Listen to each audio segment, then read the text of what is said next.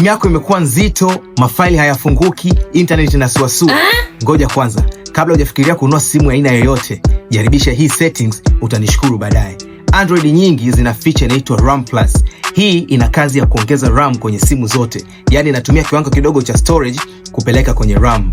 Hasa hii ukitaka kuiset kwenye simu yako, ingia kwenye settings, nenda kwenye device care, nenda kwenye memory, shuka chini mpaka sehemu kumeandikwa RAM Plus. Ukifungua hapo, utakutana na list ya RAM 2GB, 4GB, 6GB, zingine zimeenda mpaka 8GB. Nenda kachague RAM kubwa kuliko zote. Ukifanikiwa, hongera, manake simu yako itakuwa ina perform, inafungua mafaili na kwenye internet itakuwa speedy kuliko ilivyokuwa mwanzo.